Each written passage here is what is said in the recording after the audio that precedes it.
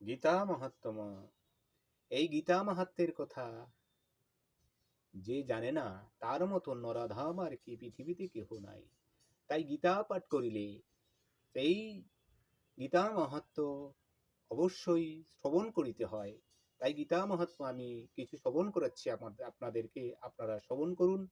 এবং এটা খুবই সুন্দর, খুবই বিশুদ্ধ জিনিস, আপনারা দয়া করে শুনবেন। জয় রাধে।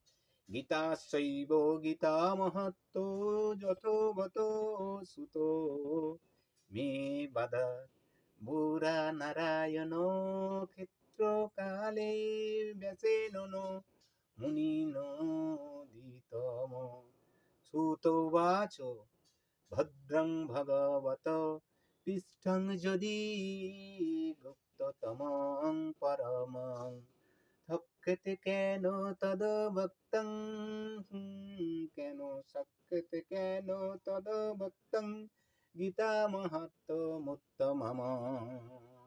ওম ভদ্রং ভগবত পৃষ্ঠং যদি গুপ্ততমম পরমং শক্যতে কেন তদ ভক্তং গীতা মাহাত্ম্যমুত্তমম। কৃষ্ণ জানাতি বৈ সম্মুখো কুন্তিষু কিঞ্চিত কুন্তিসুত ফলম ব্যাস বা ব্যাসপুত্র যজ্ঞবল্ক মথিলারা। তাহলে কি বলছে?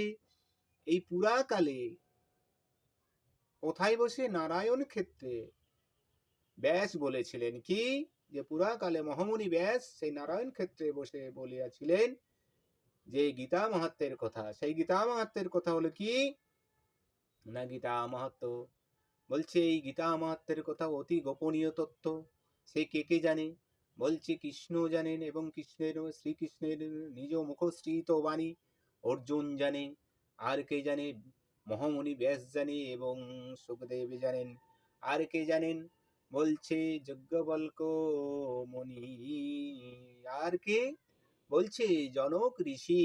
তিনি বলছে সীতা দেবীর পিতা সেই জনক ঋষি, তিনি এই গীতা মাহাত্ম্যের কথা জানেন।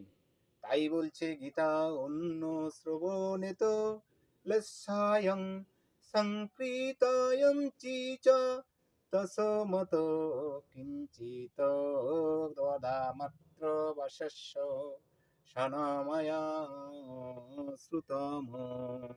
কি বললেন? যে অন্য কানে শুনে এই গীতা মাহাত্ম্য এবং লেশ মাত্র দেরি না করে